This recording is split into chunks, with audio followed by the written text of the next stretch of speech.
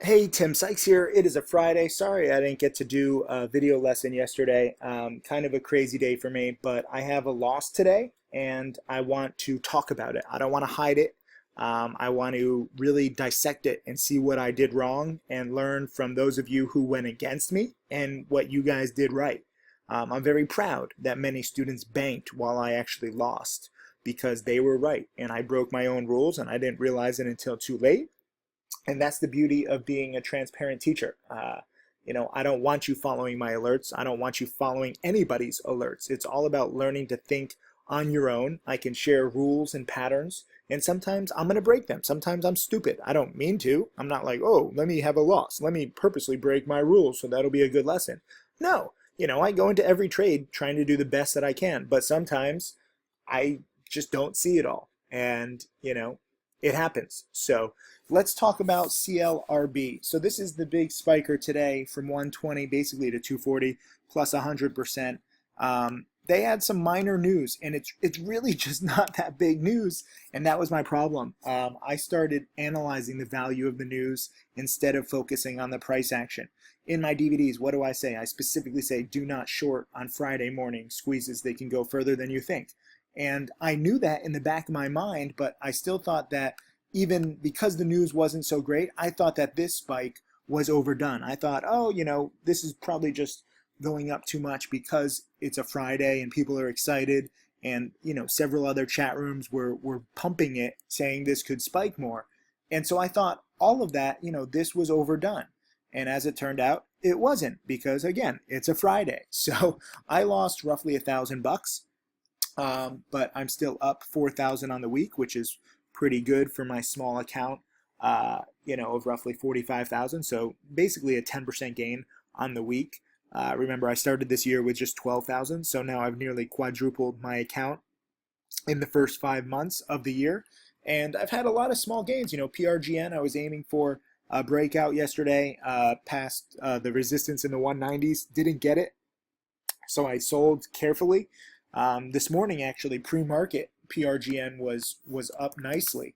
I should mention it was in the 217, 215 range, but it wasn't really a big, strong breakout. This is where penny stock trading and trading in particular, it's not an exact science. You have a lot of teachers out there and they claim, oh, trading is so easy, just buy the breakouts and short the breakdowns, and that's all you got to do. But there's a reason why most traders don't share their trades transparently, because even if you get a perfect breakout, I mean, you can clearly see yesterday's high was 2, and then in the afternoon it couldn't get above 195, 196. So it's a clear breakout pre-market.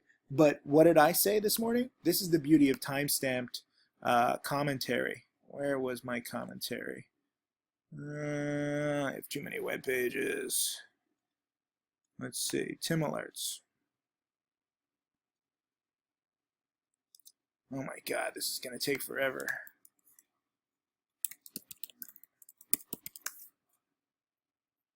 Silver homepage.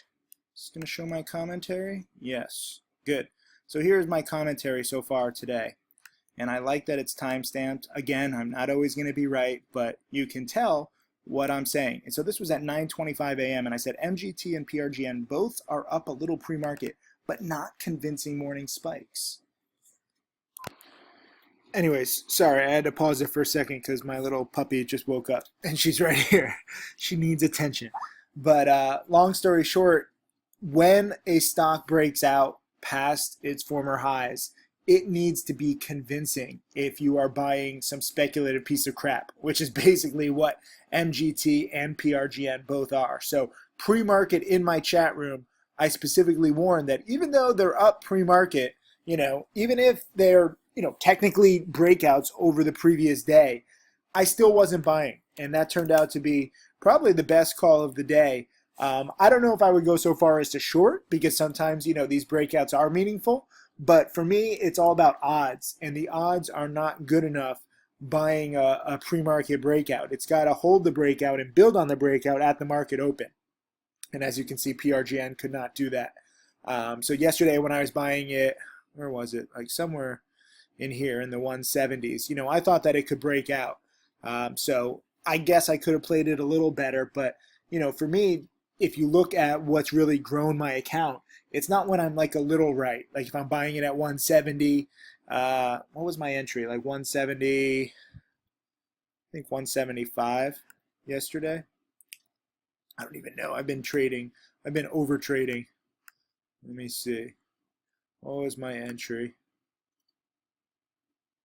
Oh, I averaged up 178. Yeah. So, these kinds of gains, if I'm in at 184 and out at 190 on the failure to break out, or if I had timed it perfectly today, and held overnight and gotten out at like 215, yeah, I could have made more money. But I don't like when I'm going into a stock and it can't break out definitively.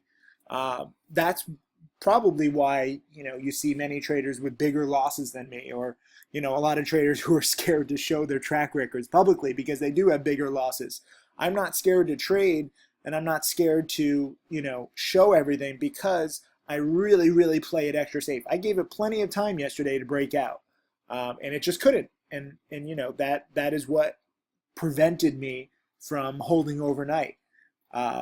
So, and the same thing with MGT, where yesterday this thing is trying to rebound, but it just can't. I mean, it's tried, ever since the big crash from 5 to the 2s, it's tried 1 bounce, 2 bounce, 3 bounce, 4 bounce, 5 bounce, 6 bounce, 7 bounce, and today was the 8th bounce, and they've all failed.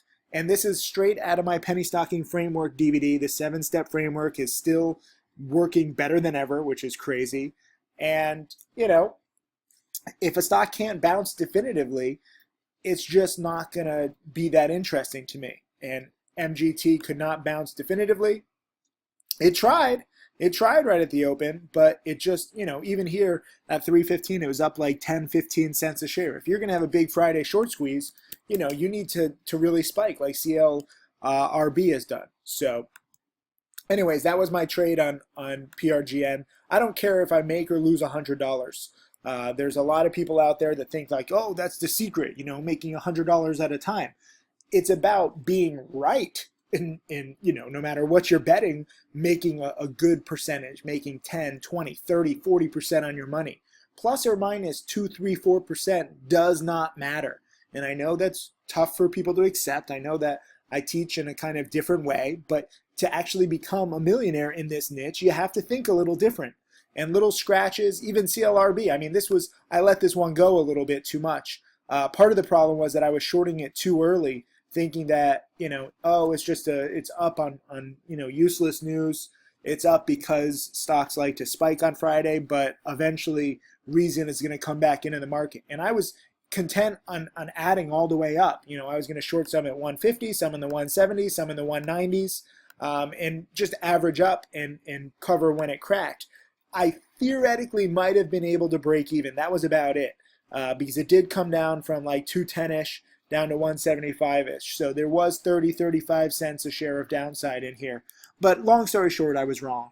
It's still going up. It's still a Friday short squeeze. It's a low float short squeeze. It's traded 15 million shares now. So at best, I could have broken even if I had kept averaging up. But the problem was Interactive Brokers ran out of shares to short. So it's tough when you're trying to short a stock and you have limited available shares. So I let this one go a little bit and I lost 17% roughly. So, not the best trade, but more importantly, I protected myself. I'm still up $4,000 on the week and it's not the end of the world. So when you have, losses, you really have to try and contain them. And more than just me turning 12,000 into 45,000 in 5 months, I've really contained my losses. I think this is probably my biggest loss of the year, or close to it. So just think about that whenever you're trading. You can be wrong, but if you cut your losses, it's not the end of the world. I also have to talk about this. This weekend, I'm writing a blog post about what it's actually like to live the millionaire lifestyle with my Ferraris and Lamborghinis and mansions and trips around the world and charity. And there's a lot of confusion out there and there's a lot of assumptions, and I haven't really explained it that well. I talked a little bit about this with Larry King a few months back, but there's just so much more to go into and not enough millionaires really want to talk about it. So it leads to a lot of rumors and lies And I just want to kind of clear it up because I think it's obviously good to become a millionaire, but it's also good to get the realities of the situation out there. Stuff that, little 10-second videos or photos can't really detail. So get excited to go to timothysykes.com this weekend. I also got to give props to my man, Adam F. He does a charity bike race for cancer research every year. Last year, I think he raised $15,000. The year before, he raised $10,000. This year, his goal was $20,000. So, I've been doing pretty good. I have my own charity foundation now, so I donated $6,000 to him. Not out of my foundation, just because when you have a foundation, this is one of the things I'm going to be writing about. There's a lot of rules when you have your own charity foundation, as I do. So my foundation could not donate to his bike race. So I just donated, $6,000 of my own money, and I'm proud of him. So go to my Twitter. He's still raising money, and you can see this link, and I encourage you to help him out too. He's a great financial writer too, if you ever follow him on biotech stocks. I got to give props to Stefano, though. This was awesome. His second daughter was born 3 days ago. Congrats to that. Piccolina, that's an amazing name. And, he sold PRGN very well pre-market. So you can make money, but it's just tough when there's not a convincing breakout. And making 20 cents a share, that's a good 10% gain, but it's not going to pay for your daughter's, college. So lock in profits when you get a breakout, but the breakout isn't really convincing. So props to Stefano. I'm really proud of him. Tim Bertani, I have to write a blog post in a little bit. He made $66,000 on MGT shorting it, and he's going to do a video early next week, as he said. But I'm going to do a blog post if I can right now, trying to predict how he made it, because it's kind of cool when you have a trader who shares all of his patterns transparently and all of his trades transparently, and you can kind of piece together what he's done right and what he's done wrong. And this is a classic Tim Bertani type pattern on MGT. So props to him. On MGT I only made roughly $1,000, but I had a good cover right near the lows. And a lot of people are asking me, how did I know to cover MGT in the 250s yesterday? And it was because I keep it very simple. I don't use VWAP or Fibonacci or any of that bullshit. I just look at specifically highs and lows. So when the crash came from 550 down to 230-ish, that was the low. And, I was right that it would have a little morning panic yesterday, but it held the low. So you have this double bottom, the stock is down 50%, and I'm not going to be aggressive. There are some shorts that get aggressive. They're like, this company is worthless. It should go down to zero. I'm never going to cover.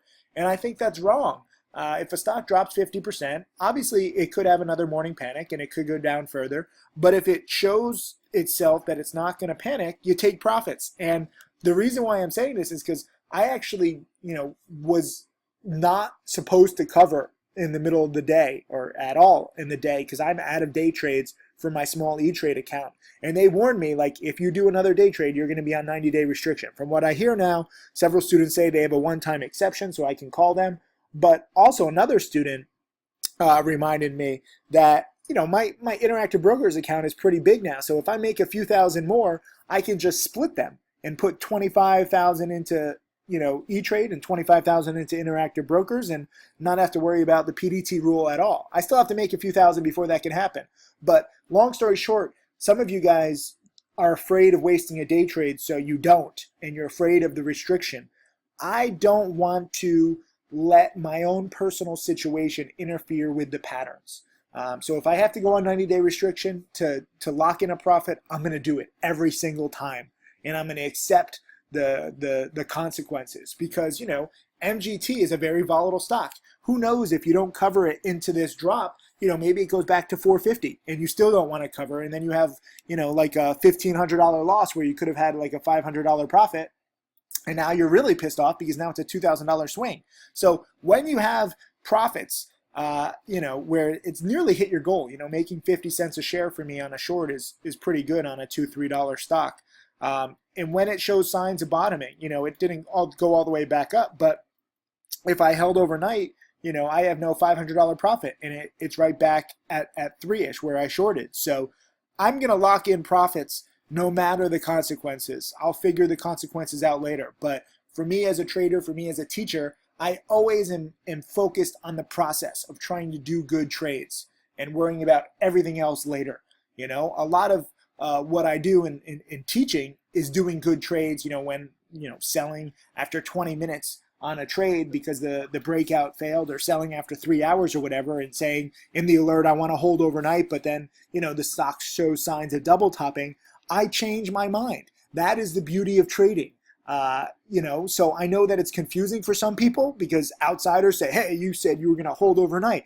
But if the stock shows signs of double topping and I'm buying the stock, I'm going to get out because that's the right way to be. Traders, you don't have to like stay and stick to commentary when the price action changes your mind. We're not politicians. Okay, politicians get ripped on all the time for flip-flopping because theoretically they're supposed to stay principled to the same principles. But traders, you can adapt to price action. So this is a very important point. And I also got to give props to my students, Alex, who made 9,000, and Ely, who made 3,000. Ely had a nice short at 302 and covered in the 260s, 270 area. And then he also looks like shorted RPRX and made like 5 cents a share. But this was a good short on MGT by Ely. Here's Bryce. He was actually buying XGTI, which is a total junker, but he made 900 bucks, so good job to Bryce. Here's Alex, and he made 3,000 shorting MGT. You can see here he was shorting it. This is all E-Trade, by the way, at 290-ish and covering at 260. I actually did better than they did on my covers, even though I had a smaller position. So pretty cool. Sometimes that happens. And then he was shorting, you know, in the 350s and covering in the 280s. So he's making 70 cents a share. And then, you know, shorting here in the 290s and covering at 260. So he's making 30 cents a share. So, you know, now up 9,000 in 2 days. And I just want you to see the potential here, and see, you know, why I think trading is so great, because any single one of you can make this. I know that when you have a small account, it seems like an impossible feat, but it's not. You build up your account, you take advantage of these volatile plays, and, you know, you grow it over time. You know, Tim Grittani did not start with the ability to make 66,000. He started with just 1,500 of his own money roughly 5 years ago. But he's built his account up. Now he can take bigger bets. And if you look at his trade and you see, you know, basically what he did, he just made $1 a share. Okay, so he's making 20%, but he's just taking a big ass position because he's seen this pattern so far. And this, again, you know, he says, you know, many of his trades got merged here. So this wasn't all one trade. He didn't bet, you know, $500,000. But overall, he made roughly $1 a share. And overall, you know, he shorted roughly 70,000 shares. So this is how it's done. If you short 100 shares at 460 and cover at 360, it's the same exact trade. And the key to becoming a millionaire and a multimillionaire is just averaging up your position size. So whether I make 1,000 or Alex makes 9,000 or Ely makes 3,000, we're all thinking the same kinds of patterns. Here's Eric. He's building his own house with his trading profits. He's up 1640. He posts some pictures of his house, of his upcoming house. Where is his pictures? He posted, here's his house. So he's building it, you know, and it's gradually coming together, and he's using his trading profits to do it. So awesome job, Eric. Here's Ron. Had his first short on MGT, just 1,000 shares, very similar trade to mine, and he made 400 bucks, and he's pumped. And you should be, Ron, because you have started the process. Here's Van Ryan, made 250 on the day yesterday. I think he made another few hundred today. I think I saw him post something. Where was it? I don't know. There's too many people. Here's Denny, made 400 yesterday. Matt, this is sweet. He made like 11 grand the other day and 4 grand the other day. And so he's executing PRGN, a breakout play from his phone because he was busy. And he made 1,000 bucks, but apparently like he didn't have a good execution because he's, you know, trying to trade on his phone. That happens sometimes, but I'm glad that he's integrating trading into his life. Here's Matthew. I'm going to give you a follow for this because he had his biggest gain yet. Bought LINE at 0.14 and sold it today. Am I the only one to retweet this?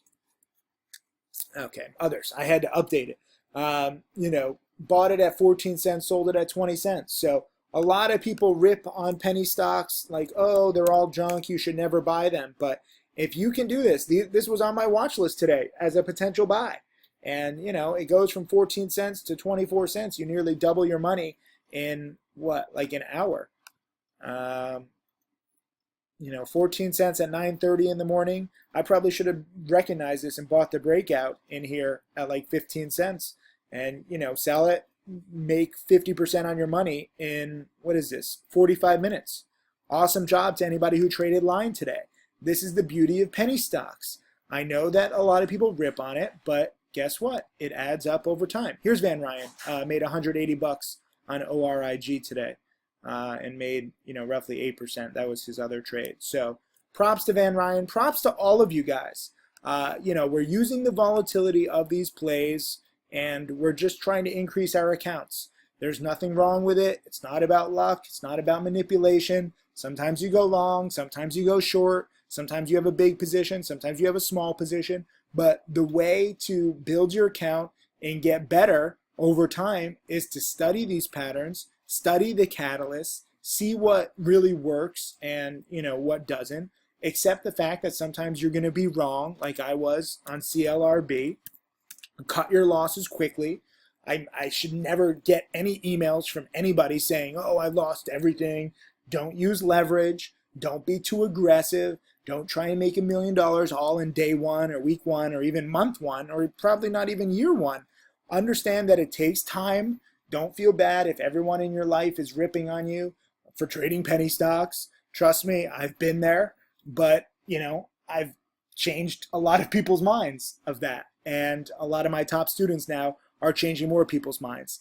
If for any reason you doubt me or you doubt these rules or you doubt these stocks, simply do not subscribe to me. It is fine. I will not be offended. I do not take offense. I understand that there is a lot of hatred and bitterness and ignorance and laziness out there, and I don't have time for any of that shit. It's hard enough for me to create a millionaire from scratch, even if you are so dedicated. So if you're not dedicated, if you have doubts, if you're trying to pay next month's rent, don't bother applying for my trading challenge. Don't bother wasting my time or yours because you don't have the right mindset.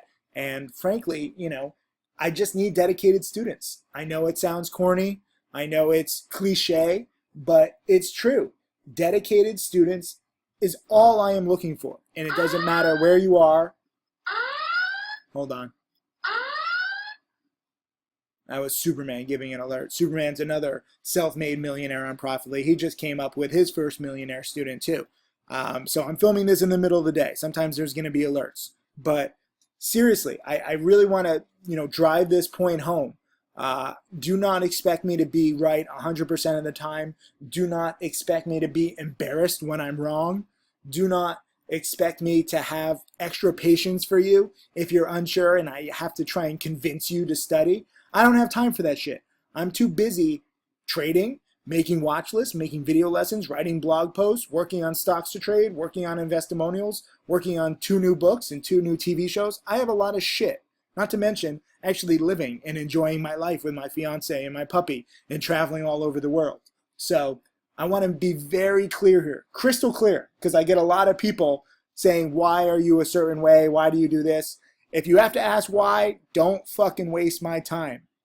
If you get offended by my swearing, don't fucking waste my time. I am here for one reason only, looking for dedicated students, and I am going to give you every single thing that I've learned about the stock market if you are dedicated. You're going to have to watch a lot of videos. You challenge students. You guys have a lot of archive webinars, not just from me, but also Tim Grattani, Mark Crook, and Michael Good.